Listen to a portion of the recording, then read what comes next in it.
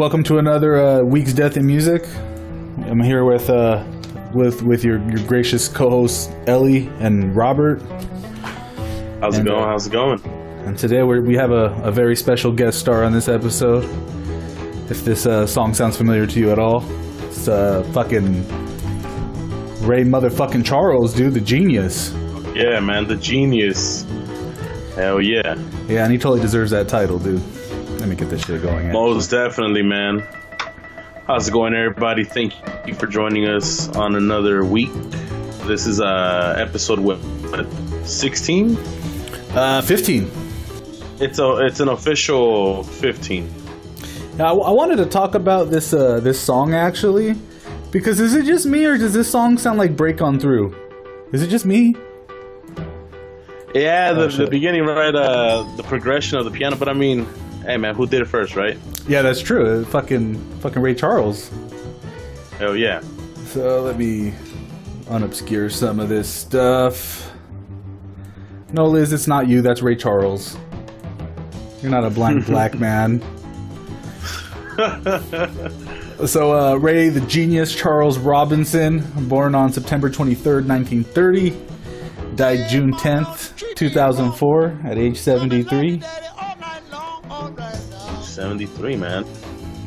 Yeah, man, that's dude. Prolific career too. So yeah, dude, Ray Charles is a goddamn legend, dude. He totally deserves the title of genius. I remember that he died basically like right when I got out of high school, and the world mourned, and rightfully so. The man was amazing. He was kind of a pioneer of his own right in like the soul genre. He pretty much pioneered that shit. Yeah, dude. I mean, you could probably say him, Otis Redding, and Aretha Franklin were like the pioneers of soul. Like the first artist to bring gospel music into pop, and it's a wonderful like marriage. Like I was listening to a whole bunch of Ray Charles today, and like, dude, his music is like emotionally touching. Like it cuts right through you, dude. I think it's in no small part that it's got that gospel influence in it. Yeah, he went through a lot of shit, man. From born in 1930, dude. He went through all the changes, and up to 2004, he got to see everything. He got to see a big part of. He got to see his own influence on everything. Yeah, dude, he's pretty lucky for that, dude. He got to live through his whole fucking his influence. He got to see it before he died. Well, not see it. That's probably the wrong way to put it. He got to hear it. You got to hear it for sure. Yeah. Yeah, dude. I mean, combining gospel with blues, R&B, making it pop, fucking crossing over, just everything, man. The fact that he's blind clearly had a big influence on his ability. They always say when you lose a sense, you compensate with all the other ones. Yeah, the movie did a pretty good job of giving the impression that he was this person who didn't let his disability hold him back at all.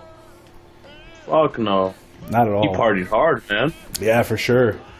He even did heroin like all the other great rock stars. Hell yeah, man. Women, drugs, rock and roll, baby. Yeah, dude. Yeah, he's one of those, man. It's another one where it's like, you see that you hear all these soul artists and their music has this pure quality to it, but then you peek behind the scenes, dude, and they got this like they all have these checkered pasts. Yeah, and he's one of those for sure. From a fucking prodigy on piano to that voice, man. So how badly did the record industry screw him over? Now, I don't know how much they over-exaggerated in the movie. I don't know what you think. Definitely in the movie, they portray it as like he's blind, so everyone rips him off at every like step of the way. Like even more than your typical music artist. He's also one of the first artists to pretty much take control of his own stuff, though. Yeah, that's true. Wasn't he a pioneer at, what was it? ABC Records? ABC Records, that's right. Yeah, there you go. Yeah. He was granted artistic control. As he should have been. And I think he is the first black musician granted artistic control through that record company, through a mainstream record company at that. Yeah, it just goes to show his talent totally supersedes anything holding him back. I mean, you could argue he was held back at the time by his his race, his disability, but at the same time, because he was coming up during segregation times. Man, he's an older cat, 73, so he came up. Right, correct. Yeah, he came up in the South during segregation and managed to still blow the world away. Yeah, from Albany, Georgia, man. Like that's still a fucking pretty racist part of the country. Yeah. To this day. Yeah, for sure. They haven't improved much, I don't think. But well, I don't know. I don't live there. He was in his late 30s, 1968, when MLK was killed. Yeah, and Aretha was what, in like her early 20s, no, or mid 20s. Yeah, they were off just a couple years. I think she was born 36. We just did her episode. I just can't recall right now. Oh, so she was probably in her early 30s. That makes more sense, actually. I believe so. Yeah. I mean, there's a big parallel between Ray and Aretha. Something about both of them. I mean, I was wondering who the King of Soul was, so I had to look it up today, and apparently it's Otis Redding. So I'm like, oh, someone's been crowned that. So Ray Charles cited Nat King Cole as one of his primary influences early on in his career. Correct. Yeah, early on in his career, they've said he sounded like identical to Nat King Cole. Mm-hmm. He was just basically doing like Nat King Cole cover work, more or less. And that's pretty much the only influence that I saw that he really like claims as an influence. With the amount of blues influence in his music, you can tell there's a lot more cats out there that, you know. Yeah. But Nat King Cole is a pretty good influence to throw on yourself either way. Yeah, that's true. And speaking of which, we got a Nat King Cole episode coming up. I think it's the next one. That'll be a good one to do too. But yeah, as far as influences go, Nat King Cole's a good one to have, definitely. So let's see. In 2002, Rolling Stone ranked Ray Charles number 10 on the list of 100 greatest artists of all time, and number 2 on the November 2008 list of greatest singers of all time. And I guess he ranked below Elvis Presley, and your favorite artist, Billy Joel, claimed that it's sacrilegious that Ray Charles was not considered more important than Elvis Presley. I agree with that. I think Ray Charles probably should supersede Elvis Presley. I just want to mention that his mother was named Aretha. Well, that was like too big of a coincidence to me. Aretha Williams. So let's see, Ray Charles. Okay, here's something that they didn't mention about Ray Charles in the movie, that he kind of had another a secondary mother, his Mary Jane Robinson, that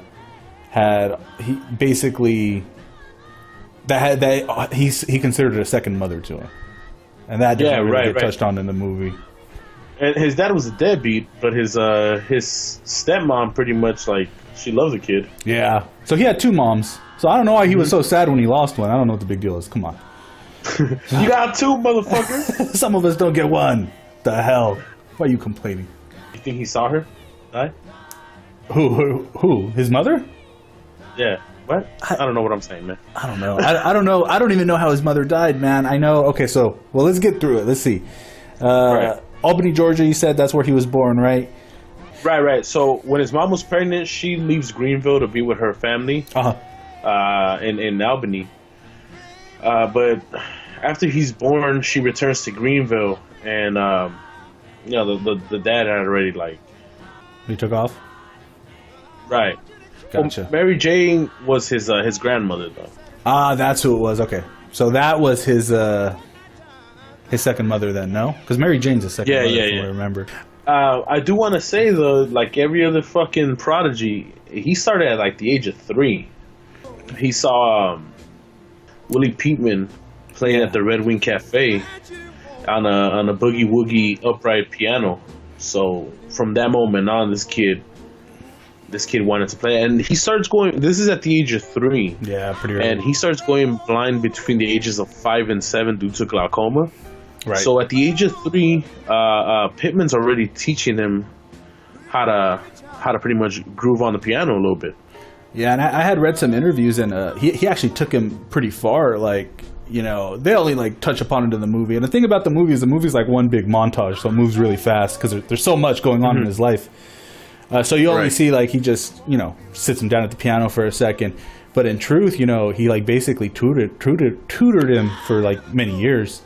Oh no, I mean, like, and he would even like his little brother George before he dies, because he dies, he drowns, and I think they touched that on the movie too. Not they briefly touch on it, but yeah, I remember his brother dies, and Pittman was a family friend. Like, not only did he teach him, he would take care of them and stuff like that. So he was a bigger part of his like first couple of years. And they, like you said, it's a movie that they have to move on. It can't be a fucking 10-hour movie. Yeah. So but yeah, dude, he would that's the person who taught him, pretty much got him started in what became the genius. Yeah, that's true. I mean, yeah, because it's not just the prodigy thing; it's the thing that he has to use his ears to do everything. So, like, you know, and a good example of that is people who were in his band. He's had a handful of bands, and any of the bands that he led, they said he was a perfectionist about the rhythm and the tone. So if someone was off key, he'd catch it. If someone was off rhythm, he'd catch it, and then he'd bring the whole band to a stop and like single them out. He's like a perfectionist, and it makes sense because not only has he been doing it since he was 3, going on like 70 years of his life, he's blind and he has a sixth sense for music, you know, or a fifth sense. I keep saying that sixth sense shit. He's missing a sense. And also, really quick props to Mazzy about Ray Charles. We sing more Ray Charles life than he did. That's like the funniest thing I've seen with it. Mazzy. Oh yeah, I was gonna say, okay, as far as biopics go, we've seen a bunch of biopics on musicians through doing this show. Correct. And the one on Ray Charles so far has been the best one. Like, it's best directed, best acted, best portrayal of him, even though there's a little bit of like dramatization in it.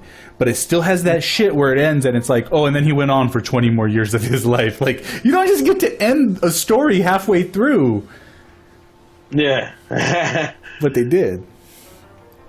Yeah, they fast forward pretty good too. Yeah. Okay, so you were talking about this, that yeah. So he witnessed his brother drown in his mother's laundry tub when his brother was his brother 4 years old. Yeah, his younger brother was 4. Yeah, and then he starts to lose his sight shortly after that. Like you said, glaucoma. Basically, completely loses his sight, and I keep throwing it back to the movie, but they said this was pretty true, that his mother wouldn't let him be a casualty of his disability. That he was going to be heavily independent. She wouldn't help him do a lot of stuff. She even sent him to the Florida School for the Deaf and the Blind in St. Augustine. It's pretty badass that she, you know, uneducated. She lost her son. One other son, the only living one, is blind. Like, and you know, like, especially people from the, like, I don't want to generalize and shit, but you know, people from the South at that time she was she worked in a sharecropping thing, so it's like, you know, for her to really want him to not be like you said, a victim of his own disability. It's pretty cool, man. It's pretty cool that she did what she could to like get him out there, you know, put him in a school for the blind. Like, whatever she had to do, whatever she, you know, because she used connections in the local community. So, you know, we don't know if she like probably sucked some dicks, you know, but she got him. So some people love their kid enough to, you know, suck a couple dicks. Some people are like that. Some people like Forrest's mom. yeah, exactly. Boy, your mom was really want you to go to that school. But yeah, so it's sad too, because he said like that was the loneliest experience of his life, being in that school. Mm-hmm. Because and you could understand, right? Because not only is he young, he's blind. He's being pulled away from his mom. That's like the only security he has. And she was too poor to shuttle him back and forth from the school for the deaf and the blind. There was like a time he had to spend a Christmas there away from home because she didn't have the money to get him back home. So probably a pretty alienating experience. But it's also one of the best things that ever happened to him, because that's where he developed his chops for the piano even more, you know? Oh yeah. He learned how to play classical piano. Because I'm guessing that Pittman was teaching him, you know, like that groovy, jazzy, whatever he knew, you know. The guy was probably classically trained, but he was teaching him his own stuff. And now he goes to this school and he's learning Bach, Mozart, and Beethoven, and being taught fucking Braille music. Yeah, that Braille music is a trip, dude. Because you got to read it with one hand and play with the other hand. So Yeah. so you always have only one hand free. So learning the piece together, you got to like split it up and then put it together almost by memory. So you're kind of at a disadvantage. Well, I guess you're not though, because you're being forced to do everything by ear. I mean, Right. Ray Charles was in disadvantage. Have you heard him play classical? Because No, I haven't. dude, he plays classical like fucking beautifully. Like if you Oh, look him, like if you look up him playing like Moonlight Sonata, not only does he play it, there are little pieces that you could tell he's riffed into it that aren't. I mean, I've played it. I know the piece like, and he's improvising ever so slightly on top of it as he's playing it, and it's his own like personal spin, and it's fucking beautiful. Yeah, you got to check it out. He's oh man, he's a talent. Okay, for sure. Hell yeah. So, like you said, yeah, he has to. It was hard because he's not used to left hand movement. Yeah, yeah. And so That's pretty crazy. picking both of those things up like in blind. But yeah, It's like one hand is reading, one hand is playing, and then the hand that has to play has to switch off with the other hand to start reading. yeah, That's insane, man. Yeah, it's not fun. fucking- They showed Jamie Foxx doing that shit in the movie at the piano, Mm-hmm. and it's like it's a trip to see. It's like that's how you read music. Right. Fucking trip out. Yeah, for sure. Even though he's learning how to play classical music, he likes the jazz, blues, and the country music he's hearing instead of the classical. So, like, he's already rebelling from what he's learning. He's like, nah, I don't like this shit. I want to play this. Yeah. And it probably goes back to being 3 years old at that fucking cafe and seeing this. I'm guessing Pittman must have been a pretty badass fucking pianist, you know? Yeah, he played Boogie Woogie, so like Yeah. he's probably pretty talented. Right, and probably like had to be for a 3-year-old to like fuck. That's what I want to do. It's pretty badass. Yeah, dude, it really set him on a path, man. So let's see. On Fridays, the South Campus Literary Society held assemblies, which Charles would play the piano and sing popular songs on both Halloween and George Washington's birthday. The Black Department of the school held socials, which Charles would play. Something I just realized I forgot to mention was when you were talking about the fact that he started to pick up jazz, blues, and country music. He started to play those basically when people were out of the room because, like, to be able to play those, he basically had, like you said, it was like slightly rebellious. Like he had to get away with it. It's pretty fun. Right. But yeah, so he's already kind of becoming a performance artist this early on in his life. This is in the 40s. He's probably like a preteen. And he's already performing piano, which is it's pretty good. He established. Did we get to that already? His first, I guess, little like group, R.C. Robinson and the Shop Boys, Oh yeah, that's right. played Jingle Bell Boogie on the radio, WFOY. Already on the fucking radio. Yeah, man. Nice. Already, dude. Before you're even a teenager, you're on the radio with your own little band. Way to go, man. When he's 14 in the spring of 1945, his mother dies, and it's funny in the movie they harp so much on his brother, but he said always that his mother's death was the one that took the biggest toll on him. That he'd never forgotten it. It like stayed with him his whole life, and It was the greatest tragedy of his life. Exactly. And his brother was a great tragedy too, of course. Correct. Correct.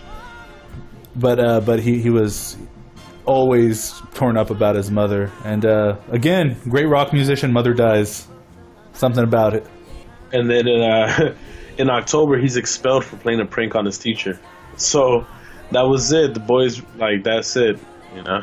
Mm-hmm. Yeah. I think he became his own own person at that moment. Yeah. I guess he was probably acting out too, you know what I mean? Shit, like, at that point, how do you keep it together? I just want to know how a blind kid plays a prank on his teacher. You gotta be pretty fucking clever. I know that. You gotta be a genius. Maybe, Yeah, for real. You gotta be a genius, right? Like, pretty much. Only Ray Charles could pull that shit off. he's like, oh, I can't hear. Huh? I can't hear. No. So, nah, I'm just fucking with you. After getting kicked out of school, he moved to Jacksonville with friends of his mom, and he started playing the piano for bands at the Ritz Theater. All right, cool. Let's get into his career. So he moves 45. He moves to Jacksonville with a couple friends of his mom. It's a couple, and he just starts playing the piano for bands at a theater.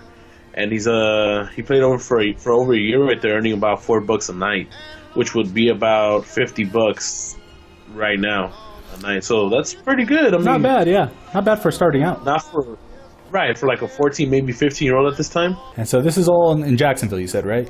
Correct. Yeah, and this is when he's still basically doing like a lot of like Nat King Cole. Something about that too, about the Nat King Cole thing is he was like a musical parrot. Like he was like a musical impressionist. He could basically do someone.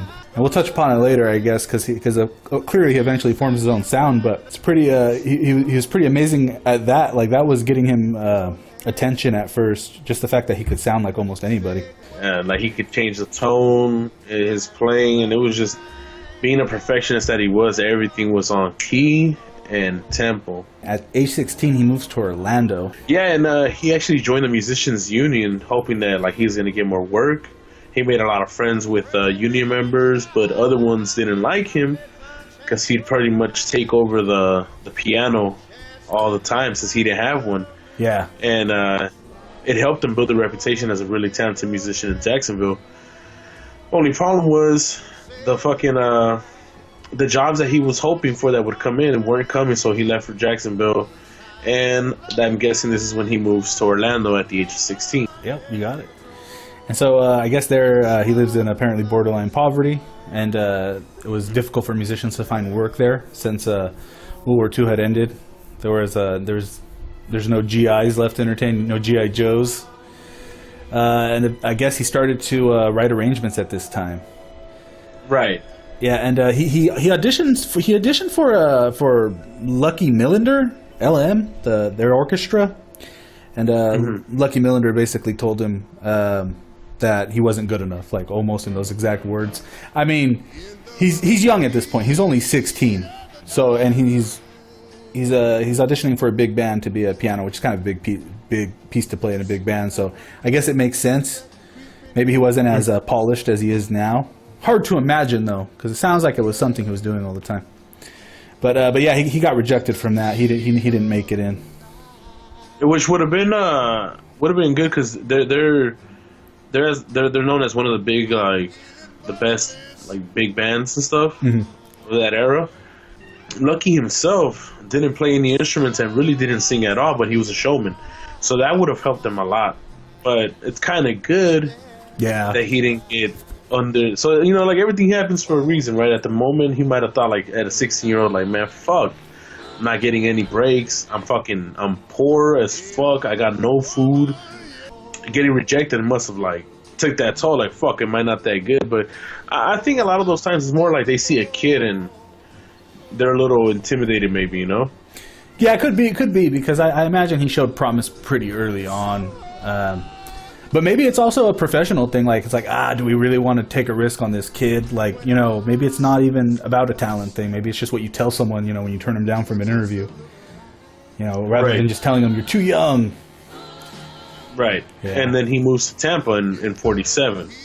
Right. And this is when now he's getting his gigs, and he's a pianist for Charles Bradley's the Honey Dippers, which I have heard of. The Honey Dippers were those little bars, right? Like those little bar club things. Oh, really? Mm-hmm. I got If you. I'm not mistaken. There's even a movie about it. Oh, wow. Mm-hmm. And then he was also playing with a 7-piece band of a white country band called the Florida Playboys. Although, from what I'm reading here, there's no historical real trace of him being in there except for him saying it. So, I mean, it has to be true if he was the only member of an all-white like country band. Yeah, true. But yeah, that movie's like one big montage, dude. It moves so fast. But fucking love it though, I gotta admit. Yeah, I'm surprised you had never watched it until recently. Yeah, dude, I've been meaning to see it because I'd heard a lot of good things. But yeah, like I'm so skeptical about biopics because of the potential inaccuracy. And they can't fit a lifetime into like 2 hours, just like this show. So I'm skeptical, but it was a good one. That one, and I really enjoyed the Walk the Line one too. I haven't seen that either. That's to me these two, and now with the new Bohemian Rhapsody, to me those are like the best biopics that have been made about an artist. That's good to know. A music artist. I want to check out Walk the Line now. I almost said Walk Hard. Walk Hard's fucking hilarious, dude. Oh, I fucking love Walk Hard, man. Walk Hard is Walk the Line, Ray, and everything else. That's like every musical biopic, dude. All just jammed in there. They even have that scene in fucking Ray, dude, where he tries heroin and it's like, this ain't no weed, Ray. Like, this ain't just no like weed, that fucking Ray. scene, dude, in Walk Hard. What was it at first? It's like, it's just weed. What was his, no, Dewey. This ain't no weed. And then he gives him like Coke. This ain't no weed. Oh man. So yeah. And at this time is when he starts using his fucking sunglasses. Oh really? So this is when in 47 is when he starts wearing the sunglasses, which became his trademark signature look. Oh yeah. Yeah, those things are pretty iconic. You just gotta go with it. Yeah, they could have gave him any kind of pair. These worked for him, but if it would have been me, I would have given him like some pink ones. Something with a little contrast. Yeah, some fucking Elton John type glasses. I could see it. I could see him wearing them. Yeah, I mean, he would have never known the difference. Yeah, that's true. He doesn't give a fuck at this point. Yeah, so he always wanted to have his own band. They show that in the movie too. See, this is the thing; they nail it pretty well in the movie, and it was hard for him to get that to happen. So he decided to leave Florida for a large city, and was considering Chicago and New York City. He considered those too big, so he followed his friend Gossie McKee to Seattle, Washington, and he made a lot. He had a lot of success in fucking Seattle. Surprisingly, like, he was there for a while now. Yeah, right. Yeah, and that was in March 1948. And he said that the biggest radio hits came from the northern cities. So this is where he meets and befriends fucking Quincy Jones, dude. And they stayed friends until his death. Man. Until his death. There's all kinds of footage of them hanging out. He said Quincy Jones was his brother, dude. And yeah. Like, dude, I love Quincy Jones and I love Ray Charles, and it wasn't until I did this episode I found out they were like really good friends. I think who else? Smokey too, I believe. Oh, no Smokey way, that makes sense. Yeah, I think Smokey. They're all around the same time. He was a huge like he was best friends with the Temptations too. Mm-hmm. Yeah, but everybody, all these cats at that time, they all kind of rolled around the same parts. Yeah, and also like all kind of equally like in the same like level. Right, and a congrats to Quincy Jones for just getting honored at the Chinese Theater in Hollywood. Oh yeah, I heard something about that. What was that? Oh yeah, Liz told me I think that he put his footprints, he put his handprints. Handprints, yeah. Yeah, that's pretty cool. It's a pretty big honor. His sexy ass daughter was right there with him. God, I love that woman, man. She is beautiful. She's a beautiful woman. Oh. That's another one of the fucking great Ray Charles songs right there.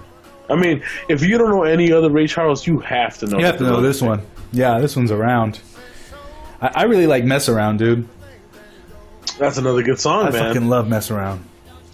That song's bad. And I wanted to start off the episode with the one we did because that's like early in his career too. True.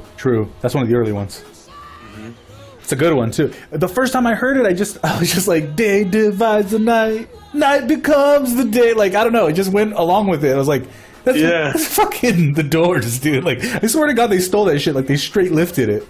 It's like too similar for coincidence. But it's never gonna match up to. I mean, I love the Doors. We've been through this. I love the Doors. Yeah. But Ray Charles is the father of all of this at some point. Oh yeah, for sure, man. You know, I feel like,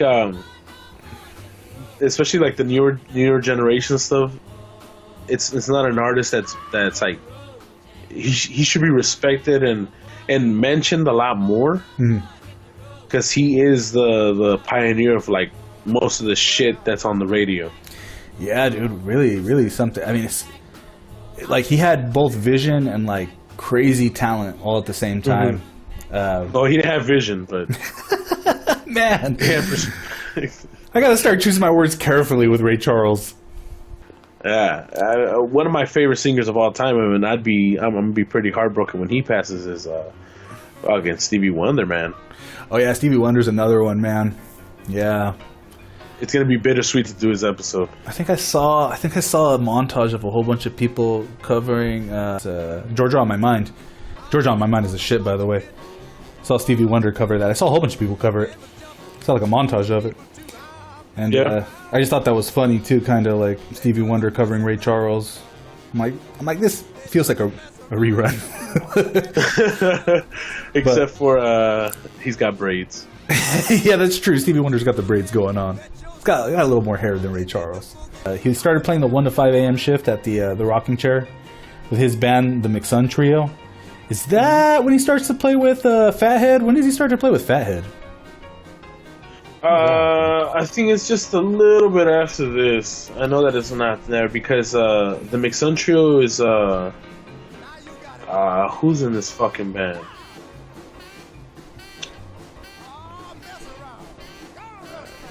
Goosey McGee. McGee's in this band, and Milton Garrett is on bass. All right, cool. no. So that's in April 1949. And Correct. him and that band recorded Confession Blues, and that becomes his first national hit, soaring to the 2nd spot on the Billboard R&B chart. And man, already happening. Yeah, like that was it. Somebody just needed to hear this guy. Yeah, that's pretty much the story of Ray Charles. It's like once you hear him, you can't not acknowledge it. Right. And he's still working at the rocking chair where they got their start. Yeah. And he's arranging songs for Cole Porter, Dizzy Gillespie. So Okay. Yeah, after the yeah. success of his first 2 singles, he moves to Los Angeles in 1950 and spends the next few years touring with blues musician Lowell Fulson as his musical director. Correct. And let's see. So in 1950, his performance at a Miami hotel impressed Henry Stone, who went on to record a Ray Charles rockin' record, which never became particularly popular, apparently. During his stay in Miami, Charles was required to stay in the segregated but thriving black community of Overtown. And Stone later helped Jerry Wexler find Charles in St. Petersburg. Man, fuck Florida. Yeah, Florida sucks. Let's just all come together and admit that Florida sucks. So yeah, after joining Swingtime Records, so that's like his first like label he's on, which is like relatively indie, Swingtime Records. Correct. Yeah, and then he records R&B hits under the name Ray Charles. That's when, because like before this, he's going by Ray Robinson, right? This is when he starts to officially change his name to Ray Charles. And he records Baby Let Me Hold Your Hand, which reached number 5, and Kissin' Me Baby, which reached number 8. And Swingtime folded under the following year, and Ahmed Ertegun signed him to Atlantic Records. And how's that pronounced? Ahmet, right? And Ahmet in the movie is the one who gave him like the song Mess Around. Like it's like a song like he wrote the lyrics for. Gave it to Ray. I don't know how much truth there is into that. That moment felt cheesy to me. I don't know if that's like a true story or not, but I couldn't find any confirmation or denial of it. You know what? I haven't seen the movie in a couple years. I was gonna watch it last night, but I was still kind of sick, so I didn't. Yeah, I don't blame you, dude. I mean, and plus the movie's long, man. We were watching it all night. Like I was hoping for it to end before the show started last time. No, yeah, but it is one of my favorite movies. Like I have to rewatch it. Yeah. So little pieces like that, you know. But the reason I fell in love with the fucking movie was because I saw an interview with Jamie Foxx talking about it. Mm-hmm. And there's little scenes in there. I don't know if it's in the credits. You see him playing the piano with Ray Charles right there with him. Oh wow! Yeah. I don't know if it was just in the DVD because my brother had the DVD and like I fucking jacked it from him. So I used to watch that shit all the time. Did Jamie Foxx? I mean, I imagine Jamie Foxx actually plays piano. I imagine that. right? I had to figure. I think he did, but he learned how to play Ray Charles's fucking like piano. You know, like the way he played. That's the thing, is that in that movie, you know, usually you have a movie like this, like they did it in Bohemian Rhapsody, and like as soon as someone starts playing the piano, like the camera will go past the piano so you can't see what they're doing. You know, a little like camera trick so you don't have to see someone play the piano. But there were tons of scenes in this movie where Jamie Foxx is hammering on the keys and he's playing what you're hearing. I think that was a very important thing to do, because remember, this is a guy. You can mask it, like let's say Bohemian Rhapsody, right? You can mask it, and you can go into like a view of what Freddie Mercury is supposedly looking at. But remember, Ray's only looking at pure darkness. True. He doesn't see anything, so his eyes were his fingers. Right. So it had to be like, in order to make it legit and solidify that this is a real biopic and like make you believe that Jamie Foxx is Ray Charles, you have to see those fucking fingers really working, really doing what Ray was doing. That's a really good point. Yeah, like you're not gonna buy it unless you actually see him getting down on the piano like that. So this is his Atlantic Records time.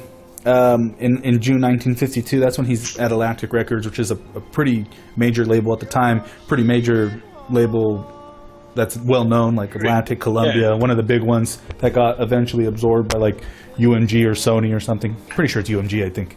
And they bought his contract for $2,500, which in those days, or in today's day with inflation, it would be about $23,000 in 2017. That's a pretty sizable amount of money for someone to buy your contract for. At that time, yeah. Yeah, I mean, definitely. even now that's, if you're, because at this time he's still just starting off his career. He's only about less than 10 years in. Right. Yeah, he's moving fast. He's moving really fast, dude. So his first recording session for Atlantic, The Midnight Hour and Roll With My Baby, took place in September 1952. And although his last swing time release, Misery in My Heart and The Snow Is Falling, those what would you call that, a single with a B-side, would not appear until February 1953. So there's some like overlap in their releases. But this is what I'm talking about. In 1953, Mess Around became Charles' first small hit for Atlantic. And the following year, he had hits It Should Have Been Me and Don't You Know. And he also recorded the songs Midnight Hour and Sinner's Prayer. So those are all some big name songs by him. Mess Around is the shit. I just got to stop and say that again. Man. Yeah, that's the best song. Oh, man, that song gets you moving. 1954. That's when he records I've Got a Woman. And the lyrics were actually written by his band leader, Ronald Richard. And Ray claims the composition. You know, so he later openly admitted that the song went back to the Southern tones, It Must Be Jesus, from 54. Oh, wow. So this is when he starts to implement like some soul, right? Mm-hmm. Some like gospel kind of stuff, yeah. I wonder if it was as controversial as they made it out in that movie. Well, you gotta see that it's over like in the last like 20 years where religion has kind of fizzled into this different like climate, especially like in mainstream. But during that time, it was like everyone went to church, right? And he's a black artist, so he's getting his music played a lot in like the southern, like the Chitlin circuit and all that stuff. And they know there's soul and gospel music, so I'm guessing him playing something that was gospel was kind of and playing it with this new type, you know, because jazz has always been looked at as the devil's kind of music. So you're mixing all this, and it's like, oh, this isn't right. This can't be right, you know, like it's sacrilegious. Yeah, I mean, I guess, but like, man, I mean, what a great fucking combination, dude. Like to take like gospel and put it gospel like chord stylings and like rhythm and put it into rhythm and blues and make jazz. Soul. Yeah, like, oh man, all the soul artists produce amazing music. They had to do it. Come on. Well, this is pretty much why people call him the pioneer, because this is kind of where soul was invented with the song "I've Got a Woman." Yeah, he is a pioneer of soul for sure. He's one of the first artists like on that scene. Correct. It's like the development of what soul became and what soul kind of is. People always like, oh, you know, like a lot of black women have range, but it's because in church, I've been to, you know, like the one in the back that you wouldn't even believe it. She's just fucking. You're belting it out. Yeah, and you gotta. It like give everything, like with anything, with practice and training and everything, and being in choir and all that stuff. Yeah. It just develops a fucking that voice. So that's why soul music has that fucking power, because it does come from the gospel shit. You know, like the gospel, the element of the gospel music. Well, yeah. I mean, I said this in the Aretha Franklin episode that she was channeling God, and I pretty much have to make the same claim about Ray Charles, dude. Like, there's so much beauty in that style of music. Yeah, but Ray was a little darker than that. For sure. Yeah, I mean, there was probably some darkness to Aretha too, but like, you know, Ray Charles had that like philandering, shooting up junk, like alcoholic kind of vibe, like totally like a rock and roll character, dude. Like I see him I see him as a rock star, dude. Like, well, you gotta imagine like a blind kid. Before he goes blind, one of the most impacting things he sees is his brother die. He has no future being a blind kid in the South, so he gets sent away by himself to a school with other blind kids.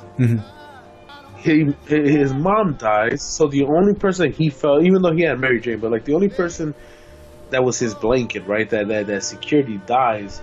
He pretty much ain't got no other fucking ground. You know? He's just a live wire without any ground. Yeah, it's dangerous. True. You know, it's either beautiful, powerful, or dangerous because of the power. Oh yeah. You know, so I think you see that a lot when people like, for a lot of people that when they've lost their mom and they don't have dad, and like there's no other real like that core family, like sisters and stuff like that. They kind of just go off on their own and start doing whatever the fuck they want because they don't have anybody, I feel like, to disappoint. Yeah. I'm sure that's full of like freedom and like full of fear. Right, and I'm thinking like, you know, this guy he knows he's talented. Yeah. And like anything he makes, even from the age of like 15, you know, he's already on the radio. Like, so he doesn't have a mom to give all of this, like, look at me, be proud of me. So it's like I said, he's just a live wire with no ground. So it's breaking through every wall and doing whatever the fuck it pleases to. Yeah, and I guess the world is fortunate for that unluckiness in his life. We're better for that it. Pain? Yeah, we're better for it. Sadly, it's bittersweet, but I wouldn't want it to have gone any other way. Right. And this is like, so around the soul music time, he comes out with some hits. This Little Girl of Mine, Fool for You, What I Say. That's in 1959. What I Say, that's the one we played at the beginning, the one that I think sounds like that fucking Doors jam. Reached number 6 position on the Billboard pop chart and number 1 on the R&B chart. So dude, he's hitting the pop charts, he's hitting the R&B at like equal numbers. Even Aretha had a little bit of trouble breaking into the pop charts from R&B, from what I remember on our episode. But Ray Charles is pretty much like on fire, man. Oh, I mean, What I Say makes you want to fucking start dancing just from the beginning of those fucking licks, man. Definitely. Yeah, man. It just gets you grooving. Yeah, it was funny, dude, because he really broke out too, because he went from being like an R&B artist that all the black folks were listening to being someone who was like in the home of every white person overnight too. Like he was bigger than being like locked into a demographic. And then later in his life, he ventures from R&B and jumps over to country, like full on country. Plays duets with Willie Nelson, becomes good friends with Willie Nelson, and you're jumping I know I am, but I'm just singing the praise. Right? Yeah, I'm just singing the praise that like if he was alive 10 years longer, it probably would have just spread more and more and more. He was a worldwide success. Like damn, like it's amazing. It's really amazing. Yeah, but I'm jumping far ahead. Sorry about that. No, but I mean, it goes back to like you can't be a great musician and have any type of hate. That's the beauty about music, right? Like you said, he with Willie Nelson, like Ray Charles being a black man, loves country, you know? Yeah. and he wanted to do something with, like, he performs with fucking, it says he was in that white band when he was a kid, so it's pretty badass. Yeah, and he's from down south, right? So it's got to be in the blood somewhere. And it was pretty cool also that, like, although he could sing and he wrote and everything, he also did some pretty cool straight instrumental jazz albums. Oh, really? Oh, that's dope. Yeah. The Great Ray Charles, that's a full-on fucking instrumental jazz album. Wow. Oh, man, that's bad. Yeah, so see, it's like he's not, like, bound to a genre. He just does whatever he likes. He's great at classical, great at jazz, great at rhythm and blues, great at country. And going back to the whole race thing, the Apollo Theater is famous for. Oh yeah, the Apollo. For pretty much African American performers. Like from comedy now, like in like the '80s, it was known for that. But it was pretty much like one of the big venues that was a big like headlining black venue. Mm-hmm. And not only is he doing that, he's also fucking playing Carnegie Hall, Newport Jazz Festival. Pretty badass. Yeah, Newport Jazz Festival. Yeah, and that's where he does his first live album in 1958. Right. Yeah, and and this is at this time, right after this is where he sets up his all female singing group, his female backups. The Raylettes. Yeah. The Raylettes. They said that if you wanted to be in the Raylettes, you'd have to let Ray, if you know what I mean. You gotta see how that throat do, girl. Yeah, dude. I'm sure he banged each and every one of them. Knowing Ray. Oh, Mazzy, I want to talk about that. I want to talk about that from the chat. That Mazzy says this guy is playing a chord at 60 BPM, and Ray Charles is known for his extremely slow tempo, and it is, you could see that. I think as sexual. There's something very like romantic maybe about it. Maybe there's something sexually charged in playing songs as slow as Ray Charles did. Ray Charles was known for playing his stuff extremely slow. A lot of his bands in later years would say that he'd be playing things like that were hard to play along with him too, because he'd be going slower and slower and slower on all of his music. So that's just an interesting fact about him. You gotta marinate, you know what I'm saying? You can't just put it in the fryer. That's true, man. You need some foreplay. I know what you mean. Yeah, you just gotta start off with fingers. You gotta massage your way into a motherfucker. You can't just hop in. Yeah, you get it, man. Yeah, you know that. At least you know that. Some people have no idea about that. You learn. You learn the hard way, so to speak. You learn. Yeah. So this is in '59. He also released his first country song. Cover of Hank Snow. Yeah, I'm moving on. And so he recorded 3 more albums during this time for the label: a jazz record, The Genius After Hours, a blues record, The Genius Sings the Blues, and a traditional pop big band record, The Genius of Ray Charles. Motherfucker, dude. He's already the genius. Like at this time, he already knows he's the genius. He knows it. Everyone knows it. He just couldn't see it himself. All right, so this is the song that's on right now, Georgia on My Mind. This song, like, tugs at my heartstrings. I just can't help it. This is like one of the most beautiful songs of all time. And it's one of those songs, man, that like is probably gonna exist for a century, or more. I think it's in the at the Library of Congress. Yeah, there's only a couple, like, I think they have the lyrics for Dear Mama by Tupac in there. Oh, they wow. have like one of the early hip hop songs. I think it's even by fucking Grandmaster Flash. And I think this they have a bunch of shit in there, but I'm just like pointing out some examples. Yeah, I imagine this is in there. I'm almost positive. Yeah, I think the song is in there. Okay, so his Atlantic contract expires in the fall of 1959. Several big labels offered him record deals, but this is what we touched on this earlier. So he does sign ultimately with NBC Paramount Records in 1959.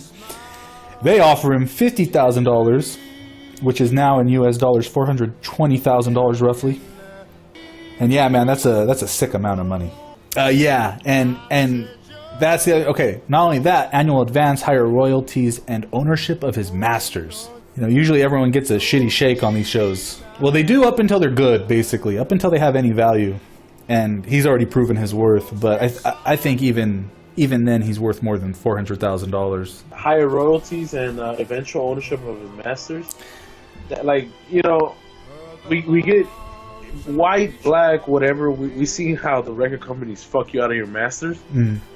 For Ray to be able to own his fucking masters, that's pretty fucking major, man. Yeah, that's true. Yeah, that's a trade-off because, yeah, they're paying him $400,000 now, but over time, the ownership of those masters will make him millions. So, smart business right there. Yeah, very valuable and lucrative deal for the time, definitely. I think Genius Plus Soul equals Jazz, 1960, for ABC's subsidiary label Impulse. I guess that's his first album. That's in 1960. And Georgia on My Mind is his first hit single for ABC Paramount in 1960. And it's playing right now. How fitting.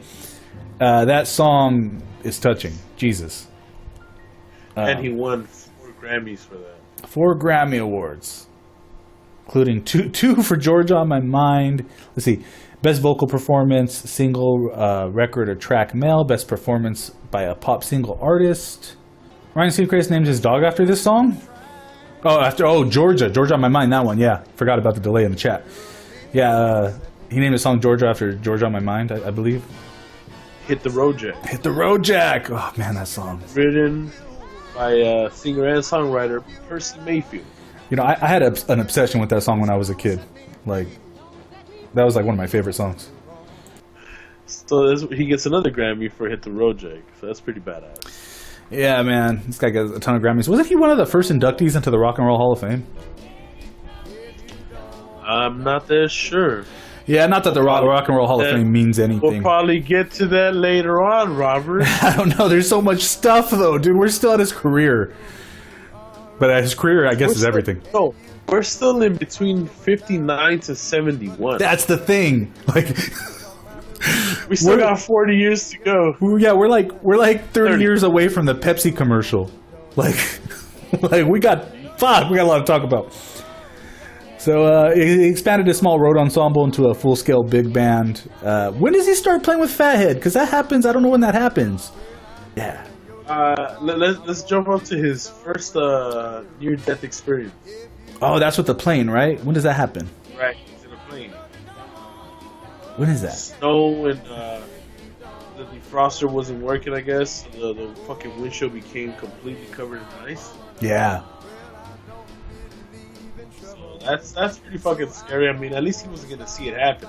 Yeah, well, okay, so again with the parallels to Aretha. If everybody just stayed quiet, he wouldn't know what was happening. I know.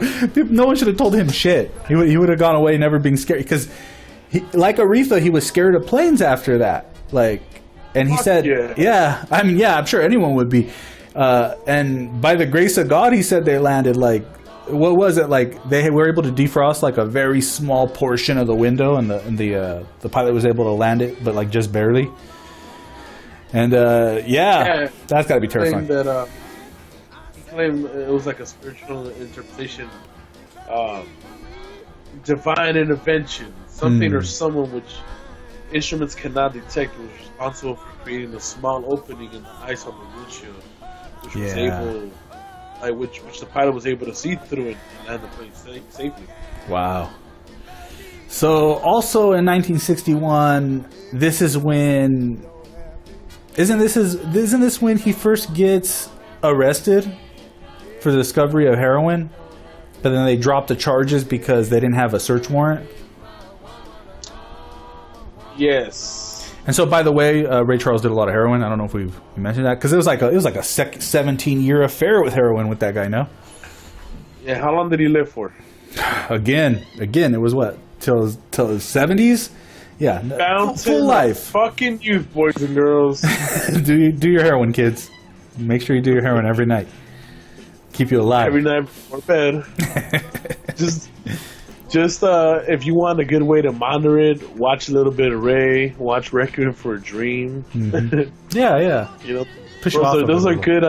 those are good ways to let you see what not to do with heroin. Yeah, yeah. Okay, Rock and Roll Hall of Fame. He was one of the first into the Rock and Roll Hall of Fame. I think the Rock and Roll Hall of Fame is meaningless. Wait. So who were the first in there? Okay, so I'll go down the list: Chuck Berry, James Brown, Ray Charles, Sam Cooke. Whoa! In the Rock and Roll Hall of Fame, Chuck Berry's number 1. Yeah, he's number 1, but it looks like it's all in '86. I think they did them all at once in this year. I think like they did a few all at once. Yeah, but he was one of the first ones in there. 62, he does another album, Modern Sounds in Country and Western Music. Yeah, so in the 60s, he's already doing country music. He's already conquered soul and jazz and blues. So it's like, fuck it, I'll just start doing country. Right, and this is only like about less than 20 years into his fucking career already. I know, man. He's already going all across genres, all across demographics, right. Getting hits in every genre. His version of Don Gibson's I Can't Stop Loving You topped the pop charts for 5 weeks and stayed at number 1 on the R&B chart for 10 weeks. And this also gave him his only number 1 record in the UK. Oh, really? So in the same year, 62, he founded his own record label, Tangerine Records, which ABC Paramount promoted and distributed. And then he goes to have major fucking hits in 63 with Busted and Take These Chains From My Heart, which is another badass. That's another good one, yeah. Still making hits. Still making hits in the 60s. And then he fucks up and gets arrested for heroin for the 3rd time. Again, man. Fucking again. This is 65 now. Yeah, and he used to go to rehab to avoid jail. Yeah. I like how they let you do that when you're a celebrity. They're like, you don't really got to go to real jail. You're too valuable. Go to rehab. We'll just take your money over here. Passage it. Yeah, pretty much. A bunch of fucking faggoty waspy fucks. I know, dude. It's terrible, dude. The way that system works. It's so fucking full of shit. Yeah, it's bullshit. It is bullshit. Put up in jail, scare the shit out of them for a while. That's how you get sober. Or you fall deeper into the hole. Could go either way. That only happens for career criminals, not for a fucking celebrity. That's true. You're right. Wait, okay. I forgot he has a song called "Let's Go Get Stoned," and I don't know that song, but I want to hear it just because it's called "Let's Go Get Stoned." So I'm putting that on right now. Yeah, Mazzy, he takes over dubstep. Oh man, this song is like a freaking gospel reprieve, and they're all singing "Let's Go Get Stoned." Oh yeah. This is now my favorite song. So what about the 70s? What's he doing in the 70s? This is when he starts to fall off from hits, right? In the 70s, because they say psychedelic rock takes over. Okay, this is something really good he did in 72 from his album Message for the People. He had that America the Beautiful. That's like a very, very good version of that song. In 74, he left ABC Records, apparently, and recorded several albums on his own label, Crossover Records. That's when you know you made it, when you got your own fucking label. Let's see. And your own fucking masters. Yeah. And I guess he produced something for Stevie Wonder, in which he won another Grammy. Living for the City. Then he reunites with Ahmed and re-signed to Atlantic Records. And he recorded the album To The Life. Oh, wow. Made his own label until 1980.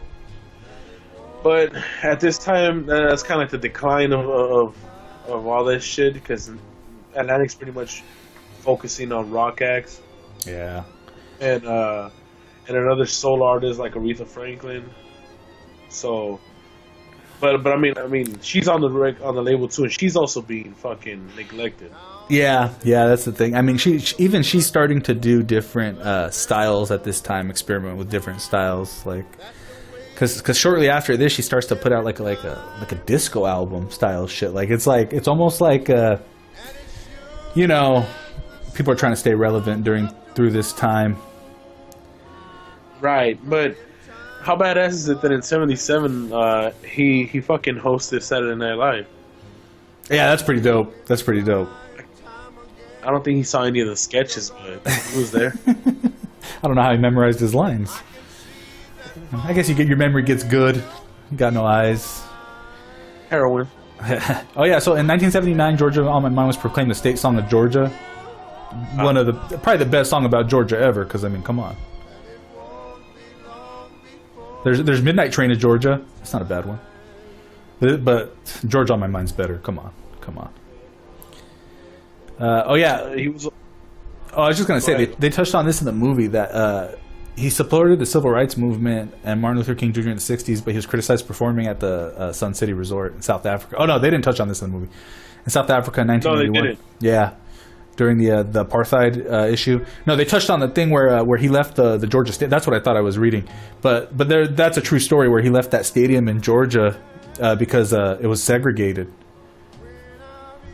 Was it Georgia? It was Georgia, right? Oh no, but I don't know if it was Georgia. I think it wasn't it.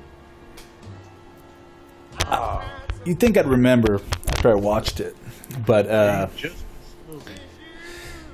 there was a point where he was somewhere in the South and he refused to play because they were segregating the audience in the theater, and yeah, because like what kind of hypocrite would you be, right? Like to be a black performer on stage playing to a segregated audience, that does seem kind of fucked up.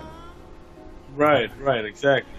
And I don't know if it happened beat for beat the way it did in the movie, but it's definitely something he did, that he left that auditorium. That was 100% real. Yeah, it was really in lockstep with the truth about him. There's some things like the relationship between him and his wife and that Ray Led and the new Ray Led and like all that stuff. A lot of that's dramatized. Him and his wife, who also end up getting divorced, which the movie kind of glosses over. There's little things, there's minor things, but it's mostly on point. I mean, we used to smoke weed together, me and Ray. And he said, yeah. Well, if he said it, I'm not gonna go against his word. You can't. But all I know is he's dead now, and he can't say anything about it. If he would have told me he saw it and he believed it, then I would have took that as like, no. I'll take your word from it. So did they produce that movie while he was alive? Yeah, he was still alive. Ah, so he saw that. So he heard that whole movie. So he can't speak up to whether some of the things were true visually. So I'm gonna say that. See, he signed a contract with Columbia Records in '83. This guy signed a contract with everybody. He even had his own label. I guess that's what everybody does. They get around. His longtime friend. Okay, wait. What is this? Oh yeah, he recorded a string of country albums with a whole bunch of people like George Jones, Chet Atkins, Hank Williams Jr. Hank Williams Jr. Yeah, isn't Hank Williams the third also a musician? Hell yeah, that's outlaw country, man. Yeah, dude. Yeah, Willie Nelson. Willie Nelson is one of his best friends. So like that was also crazy. We'll just talk about it now because we're getting lower and lower on time. But he played chess. Willie Nelson was his goddamn chess partner. What the fuck, man? That's some shit. Yeah, like it's like I said, it's beautiful that in a time where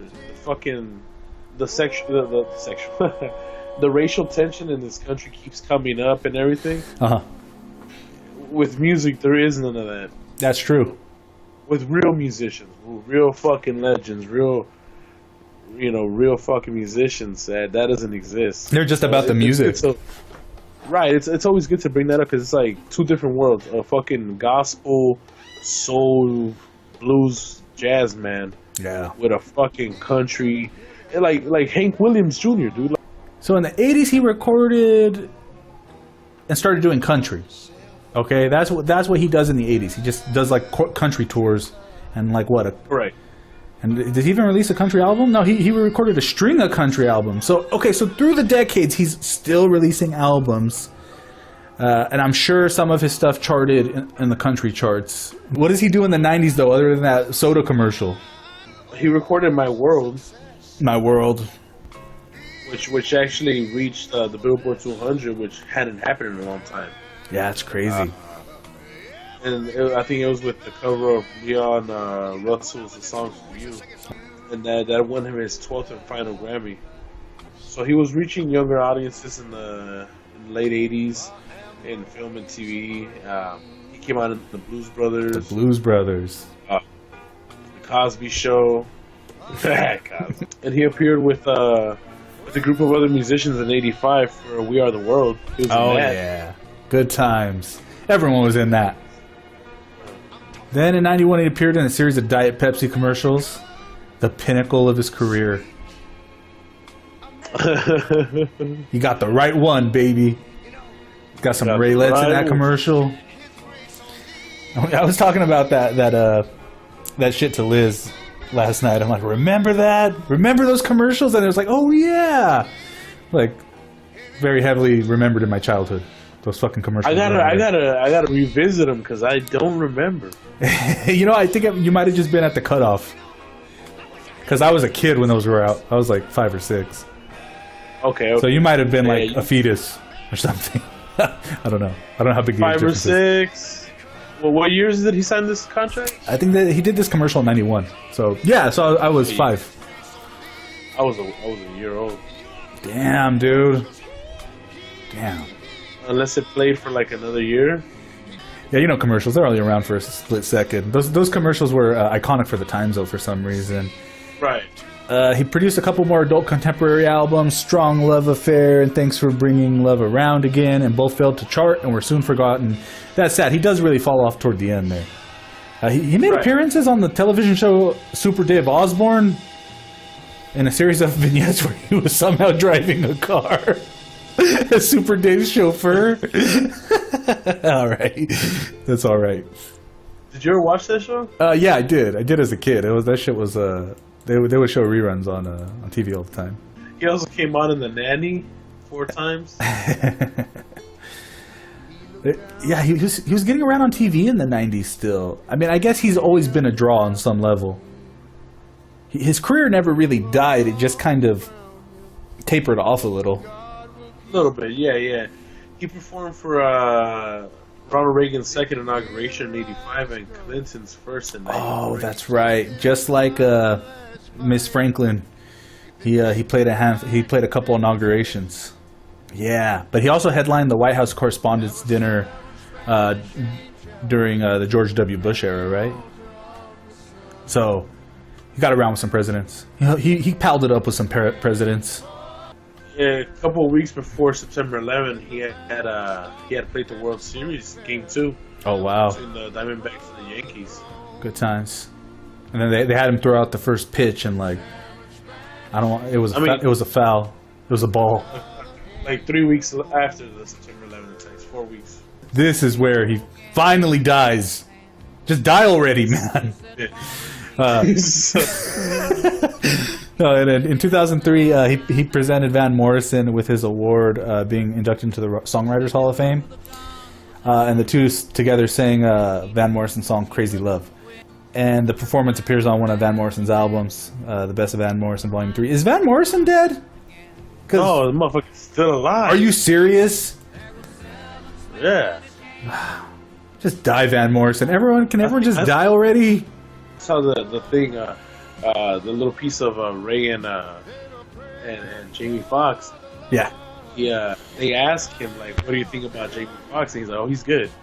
He's good. Like, in other words, like, yeah, I give him permission. Mm-hmm. And then Jamie Foxx said that he had to keep his eyelids closed, so they kind of like pretty much like glue him down, kind of. Mm-hmm. Mm-hmm.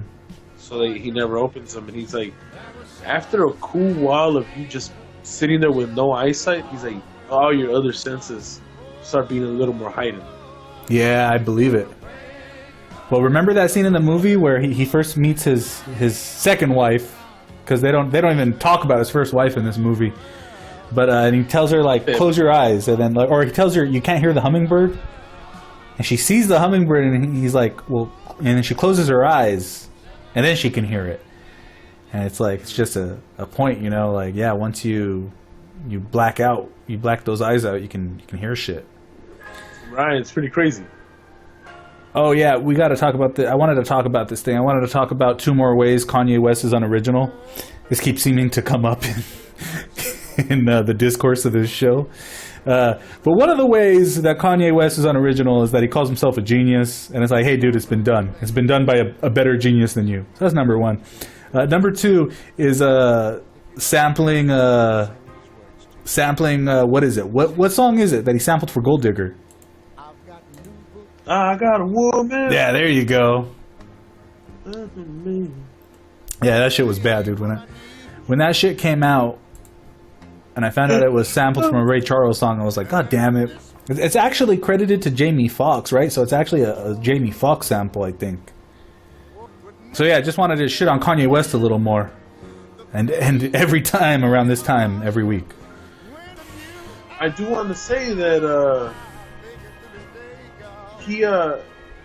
so we've got into our somber part of the episode. Yes, we have. And he has his hip replaced successfully in 2003, and he's actually planning to go back on tour, but he becomes suffering from other ailments, and June 10th, 2004, at the age of 73, he dies at his Beverly Hills home in California from complications resulting from acute liver disease. Wow. He's surrounded by family and friends at the time of his death.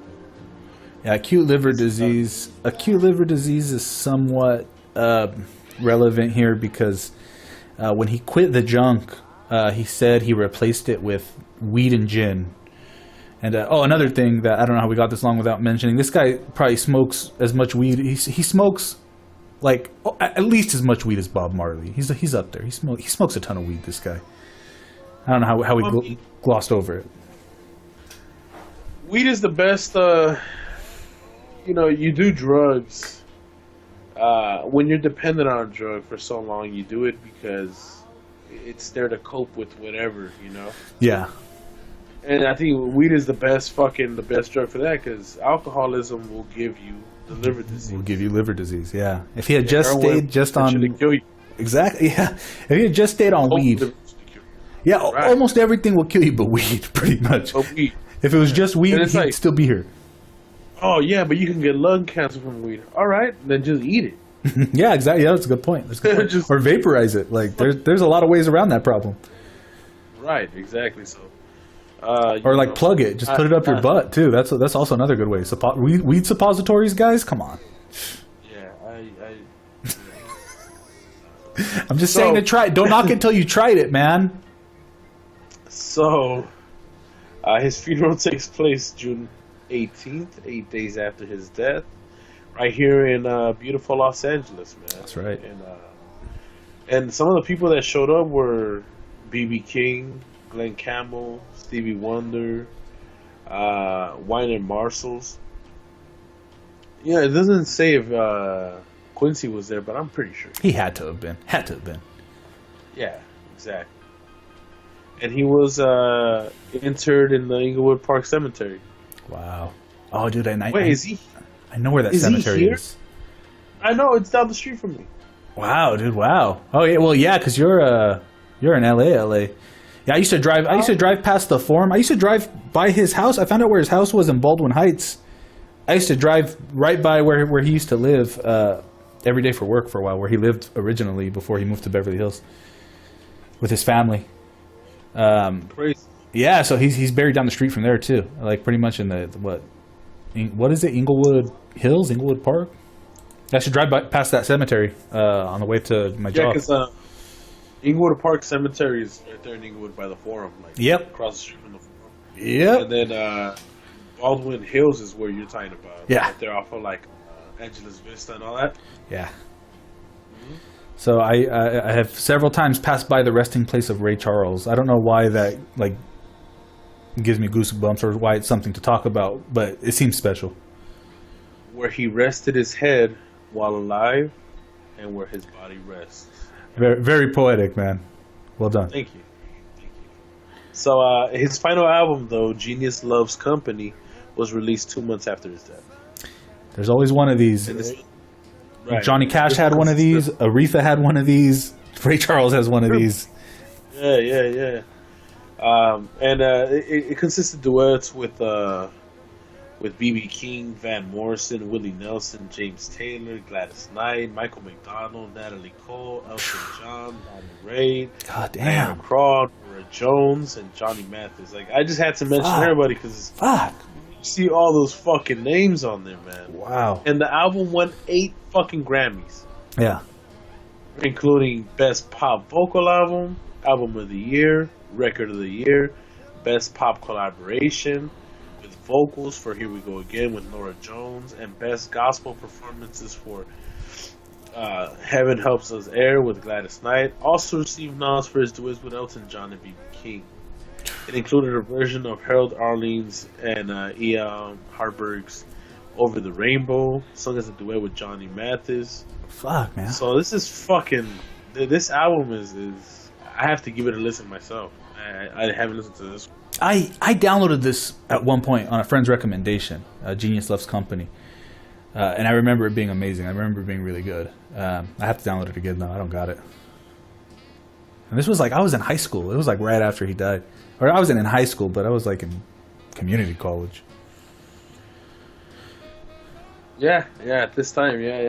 And then Genius and Friends is released in 2005, a little bit after. Mm-hmm. And it has Diana Ross is in Big Bad. So just whatever tracks were still like stashed away somewhere, just kind of getting released here and there. I mean, he recorded with a lot of fucking people. Like, this was a real musician with a lot of he held a lot of respect for a lot of different other musicians. Oh, yeah. You can tell because he's always making collaborations. It was not even collaborations, duets. You know, it was like other great singers he wanted on there. It wasn't just other musicians, and the countless amount of other fucking hired guns that played with this man. Yeah. Just the amount of big fucking vocal ensembles on his album is pretty awesome. Through his whole career, man. Through his whole career, he played with greats. Even like lesser known greats. Like he's just always been surrounded by people. Like I think it's telling too. Whenever like a musician comes up with somebody else at the exact same time, and like they stay linked together for a while like that. Like kind of like how he did with Quincy Jones. Like how long they've known each other, or like how like Bowie came up with Peter Frampton and shit. Like these people, it's like sometimes it's like no coincidence. These greats just find each other and move up the ladder together. I say, yeah, you're right. No, I was going to something that Mazzy wrote on there on the chat. I said we take a trip, you, him, and I to the cemetery. Yeah, we should go do that. We could make a little video for the channel too and just talk about it, pay respect. Yeah, that'll be pretty fucking badass. Yeah, that sounds awesome. That would be a cool little road trip, dude. I'd be down to do that. Next time I'm in LA, maybe we can all coordinate it. Yeah, man. Wow, man, this guy had a long, beautiful career. Yeah, dude. I mean, I was gonna go into legacy, but I think we could all. Yeah, I really didn't want to get into like we throw his substance abuse here and there, but kind of really didn't want to work that too much into here, which was kind of good because I'd rather just get on like who he was in the beginning and what made him. Yeah. To where we ended up with him, and I mean we could do some of his legacy, like we could. Oh, who he influenced? Who did he influence? Let's see. You got Elvis, Aretha, Stevie, and Billy Joel. Yeah, there you go. You know, Van Morrison. Yeah, Billy Joel. We were talking about Van Morrison. Yeah, boy, bro. Yeah, dude. Yeah. Roger Waters attributes him as one of his inspirations. So. This is another one of those pillars of music influences who it's like denying his influence isn't possible because he influenced the people even that you listen to. I mean, from everybody that I mentioned, you got a. I mean, that's just only a couple of names, but look at the spectrum of different genres. Yeah, and then it's like you were just talking about too, the collaborations, the legacy he leaves on just on collaborations of all the people he worked with, like. He and then how many different genres he left an impression on, from soul, R&B, blues, jazz, pop, and country, and and then even a little bit of rock and roll, because when you play piano in like a R&B or like boogie woogie style, it's pretty much the same as playing like rock and roll piano. So in a way, I also see him as just as a rock star of that instrument. So it's kind of like he just touched everything. Like he's a pillar of American modern music. Oh yeah, yeah. And I'm glad he's one of ours too, dude. Because how many people have we done who came from across the fucking pond? You know what I mean? Right, right. And this is a born and bred American man. Mm-hmm. You're damn right. USA, USA. Hey. And I think this is where we get to that part in our show where we kind of we give out our name, chosen title. And I have one. What were you gonna call him? I gave mine out last time first, so I want to hear what you got. What I was gonna say was just the genius of soul. I mean, because I wanted to say the king of soul, but that's already been officially crowned to Otis Redding, and I got to throw the genius in there because that's a fitting name. I mean, he got as far as he did with less than everyone else in many ways. The genius, I think, you can't take that part out of his title. I'd hate to. So that was what I was gonna say. I'm good with that. I was gonna go with the Godfather of Soul. That's good too. Well, but isn't that James Brown? So I had that trouble too, because I was gonna say that. Yeah, that's right. You're right. The God of Soul. Yeah, I think the genius of soul works. Yeah, or just the fucking genius stands alone, dude. Like, I mean, he's the genius because you almost even can't just put him into a corner on soul, because although soul is definitely what he's known for pioneering, it's not all he did. Legendary. It's kind of shitty because it's so fitting, and he had that fucking name at like 20. Yeah, I hate how many of these people have been nicknamed before we got to them. But you know what? We're gonna do some less and less named people, so we're gonna be able to name them. We're gonna name them all. But I wanted to mention to everyone that. Okay, I just wanted to mention really quick this Now On thing. We are now on Spotify, iTunes, and Google Music. So we might have new listeners listening to this episode on there. So if you are, thanks for listening, and thanks for checking out the episodes. Seems like they're doing well. I'm really happy about it. I'm kind of right. But yeah, I think this was a good episode, man. I wish we would have came up with a better nickname for him. I'm still not so happy with the genius. Because I mean that's what he was, right? But yeah. It's like there's the genius of soul, but even that, I don't know.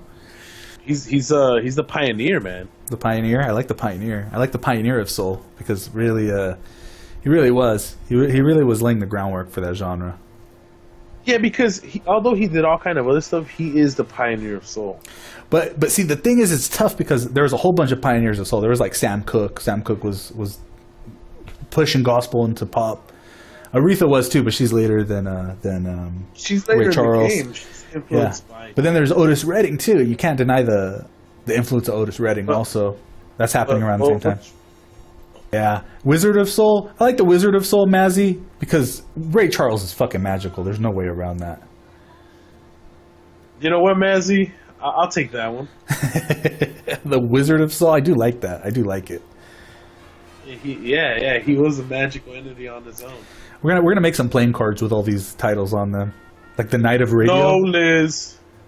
What did she say? The Legend of Soul, the Alchemist of Soul. Ooh. Mazzy with them killer nicknames. It's a good thing we didn't end before you named him, Mazzy. We needed that shit. All right, so let's go with either the Wizard or the Alchemist. I like both. They're both like good. Powerful, dead on. We'll put a slash when we print up this playing card. The Pioneer, Wizarding, Alchemist of Soul. Yeah. The wizard thing also seems to imply genius to me. You know, you can't be a wizard without having some genius in there. I think it fits. It fits. Geniuses have a lot of intelligence in Dungeons. I mean, wizards have a lot of intelligence in Dungeons and Dragons, guys. But alchemists have a lot of intelligence because they fuck with the elements. That's true. But what is an alchemist but a wizard of elements? Come on, see? You know what? I'm telling you, the pioneering wizard of alchemy. Some shit like that. This title's getting longer by the second. The pioneering genius wizard priest alchemist legend of soul. Of soul. I like that. That's what it is. That's what it is. That's official. It's canon. All right, then, man. I want to thank everybody for stopping by again, either listening to us on our new platforms, which are Spotify, iTunes, Google. Thank you guys for watching us live and uncut with all of our beautiful antics. And and our great use of the popular vernacular for everything we say on YouTube, Twitch, and Facebook Live. Follow us on Instagram, which is great, man. I like the fucking Instagram, and it's all at Death in Music. That's right. And I'll give you the links for all the. And then we'll be Death in Music also in YouTube in a few days whenever we pass the 100 subscriber threshold. By the way, and we can stop having some weird, stupid link. But I do gotta point out that the Death in Music episode is wrong. Still wrong. Fuck, man! I always miss shit whenever I do these episodes. It always gets corrected in post. Okay, because the date is still wrong. And then it doesn't even have the next week's episode, which is gonna be. We do know the next week's episode. I believe it's gonna be. Is it Bing Crosby or is it Nat King Cole? Well, next month we're starting our. Nat King Cole. We're starting on our holiday feels. You know, why not get a little cheerful? Why not be so fucking dark and gloom? And we're gonna get into. We got a couple lined up. We got Bing Crosby, Nat King Cole, Frank Sinatra, George Michael. Who was the third? We're gonna do George Michael because near as Christmas as we can because he died on Christmas. I think George Michael should be the Christmas episode. To be honest with you. Oh yeah, that's what I'm saying because he died on Christmas and he wrote a song called Last Christmas. So gotta do him, but I don't know if we're gonna do it Christmas. Probably surrounding, adjacent to Christmas because Christmas is a Monday. Yeah, we'll let you people know. For sure. Our beautiful fans and listeners.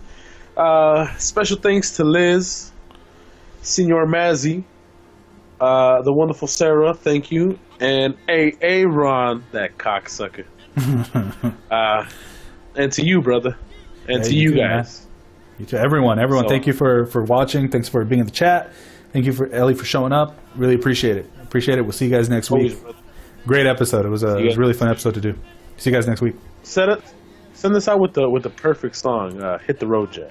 Oh, dude, that only makes sense. Yeah, you know. Thank you guys. Good night, motherfuckers. Have a good night, man. I'll see you guys all next week. Hope you enjoyed it.